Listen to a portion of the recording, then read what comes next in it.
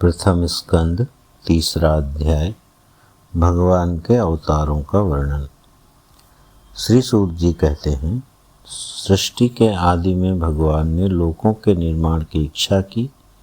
इच्छा होते ही उन्होंने महत्तत्व आदि से निष्पन्न पुरुष रूप ग्रहण किया। उसमें 10 इंद्रियां, 1 मन और 5 भूत, ये 16 कलाएं थीं। उन्होंने कारण जल में शयन करते हुए जब योग निद्रा का विस्तार किया, तब उनके नाभि सरोवर में एक कमल प्रकट हुआ और उस कमल से प्रजापतियों के अधिपति ब्रह्मा जी उत्पन्न हुए। भगवान के उस विराट रूप के अंग प्रत्यंग में ही समस्त लोकों की कल्पना की गई है। वह भगवान का विशुद्ध सत्व में श्रेष्ठ रूप है। योगी लोग दिव्य दृष्टि से भगवान के उस रूप का दर्शन करते हैं। भगवान का वह रूप हजारों पैर, जांघें, भुजाएं और मुखों के कारण अत्यंत विलक्षण है। उसमें सहस्रों सिर, हजारों कान, हजारों आँखें और हजारों नासिकाएं हैं। हजारों मुकुट, वस्त्र और कुंडल आदि आभूषणों से वह उल्लसित रहता है। भगवान का एक यही पुरुष रूप, जिसे नारायण कहते हैं, अनेक अवतारों का अक्षय कोश है।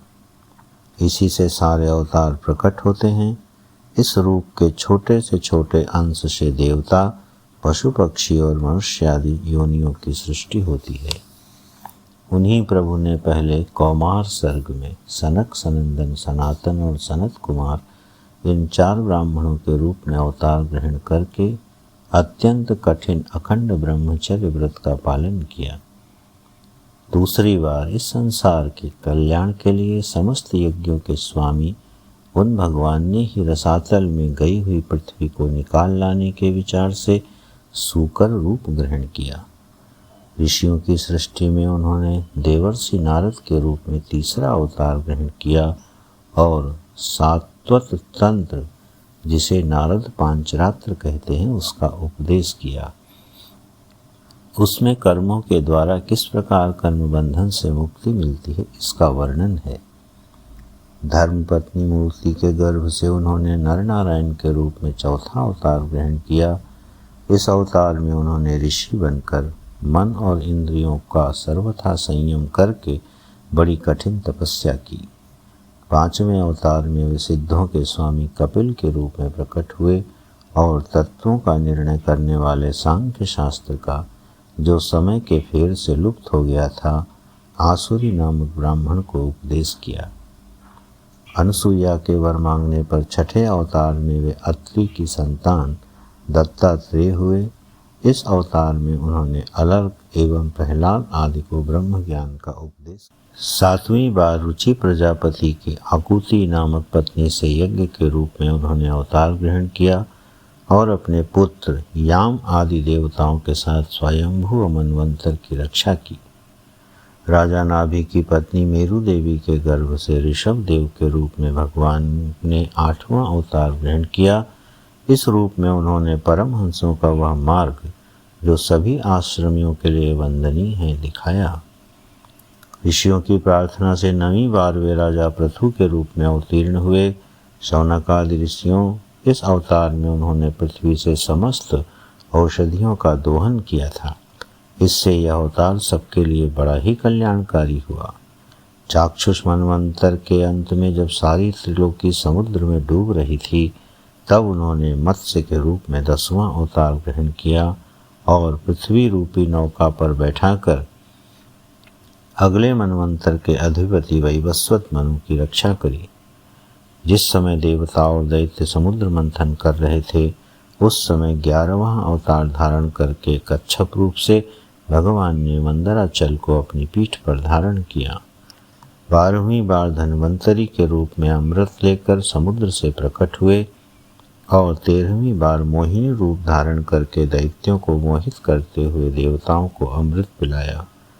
14वें अवतार में उन्होंने नरसिंह रूप धारण किया और अत्यंत बलवान दैत्यराज हिरण्यकशिपु की छाती अपने नखों से अनायास इस प्रकार फाड़ डाली, जैसे चटाई बीनने वाला सींग को चीर डालता है।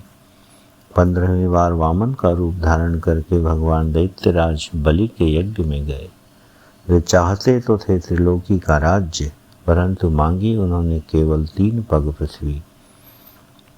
16वें परशुराम अवतार में जब उन्होंने देखा कि राजा लोग ब्राह्मणों के द्रोही हो गए हैं, तब क्रोधित होकर उन्होंने पृथ्वी को 21 बार क्षत्रियों से शून्य कर दिया।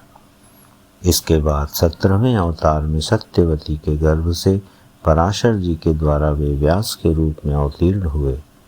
उस समय लोगों की समझ और धारणा शक्ति कम देखकर आपने वेद रूपी वृक्ष की कई शाखाएं बना दी। 18वीं बार देवताओं का कार्य संपन्न करने की इच्छा से उन्होंने राजा के रूप में रामावतार ग्रहण किया और सेतु बंधन, रावण वध आदि वीरतापूर्ण बहुत सी लीलाएं की। 19वें और 20वें अवतारों में उन्होंने यदुवंश में बलराम और श्री कृष्ण के नाम से प्रकट होकर पृथ्वी का भार उतारा। उसके बाद कलयुग आ जाने पर मगध देश बिहार में देवताओं के द्वेषी दैत्यों को मोहित करने के लिए अजन के पुत्र के रूप में आपका बुद्धावतार होगा। इसके भी बहुत पीछे जब कलयुग का अंत समीप होगा और राजा लोग प्रायः लुटेरे हो जाएंगे, तब जगत के रक्षक भगवान विष्णु यश नामक ब्राह्मण के घर कल की रूप में अवतीर्ण होंगे। शौनक आदि ऋषियों जैसे अगाध सरोवर से हजारों छोटे छोटे नाले निकलते हैं, वैसे ही सत्व निधि भगवान श्री हरि के असंख्य अवतार हुआ करते हैं। ऋषि, मनु, देवता, प्रजापति, मनुपुत्र और जितने भी महान शक्तिशाली हैं, वे सब के सब भगवान के ही अंश हैं। ये सब अवतार तो भगवान के अंशावतार अथवा कला अवतार हैं, परंतु भगवान श्री कृष्ण तो स्वयं अवतारी ही हैं। जब लोग दैत्यों के अत्याचार से व्याकुल हो उठते हैं, तब युग युग में अनेक रूप धारण करके भगवान उनकी रक्षा करते हैं। भगवान के दिव्य जन्मों की यह कथा अत्यंत गोपनीय रहस्यमयी है। जो मनुष्य एकाग्र चित्त से नियम पूर्वक सायंकाल और प्रातःकाल प्रेम से इसका पाठ करता है, वह सब दुखों से छूट जाता है। प्राकृत स्वरूप रहित चिन्मय भगवान का जो यह स्थूल जगदाकार रूप है, यह उनकी माया के महत्त्वादि गुणों से भगवान में ही कल्पित है।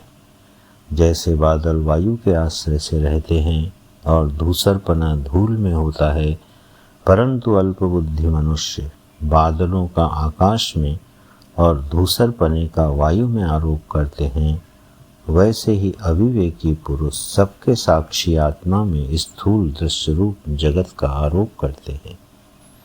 इस स्थूल रूप से परे भगवान का एक सूक्ष्म अव्यक्त रूप है, जो न तो स्थूल की तरह आकार आदि गुणों वाला है और न देखने में सुनने में ही आ सकता है। वही सूक्ष्म शरीर है।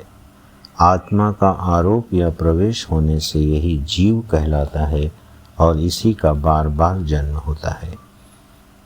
उपर्युक्त सूक्ष्म और स्थूल शरीर अविद्या से ही आत्मा में आरोपित हैं।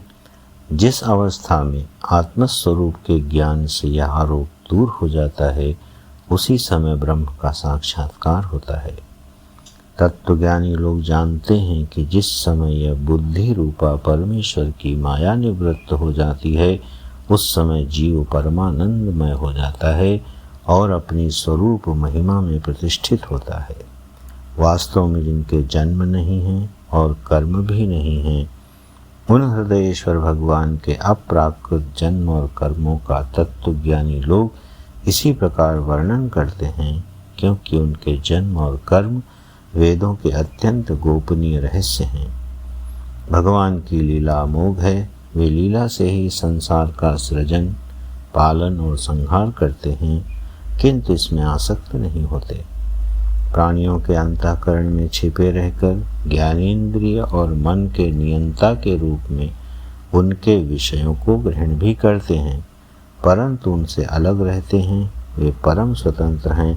ये विषय कभी उन्हें लिप्त नहीं कर सकते। जैसे अनजान मनुष्य जादूगर अथवा नट के संकल्प और वचनों से की हुई करामात को नहीं समझ पाता, वैसे ही अपने संकल्प और वेदवाणी के द्वारा भगवान के प्रकट किए हुए इन नाना नाम और रूपों को तथा उनकी लीलाओं को कुबुद्धि जीव बहुत सी तर्क युक्तियों के द्वारा नहीं पहचान सकता। चक्रपाणि भगवान की शक्ति और पराक्रम अनंत हैं, उनकी कोई थाह नहीं पा सकता। वे सारे जगत के निर्माता होने पर भी उससे सर्वथा परे हैं। उनके स्वरूप को अथवा उनकी लीला के रहस्य को वही जान सकता है जो नित्य निरंतर निष्कपट भाव से उनके चरण कमलों की दिव्य गंध का सेवन करता है, सेवा भाव से उनके चरणों का चिंतन करता रहता है। शौनक आदि ऋषियों, आप लोग बड़े ही सौभाग्यशाली तथा धन्य हैं जो इस जीवन में और विघ्न बाधाओं से भरे हुए इस संसार में समस्त लोकों के स्वामी भगवान श्री कृष्ण से वह सर्वात्मक आत्म भाव, वह अनिर्वचनीय अनन्य प्रेम करते हैं जिससे फिर इस जन्म मरण रूप संसार के भयंकर चक्र में नहीं पड़ना होता। भगवान वेदव्यास ने यह वेदों के समान भगवत चरित्र से परिपूर्ण भागवत नाम का पुराण बनाया है। उन्होंने इस श्लाघनीय, कल्याणकारी और महान पुराण को लोगों के परम कल्याण के लिए अपने आत्मज्ञान शिरोमणि पुत्र को ग्रहण कराया।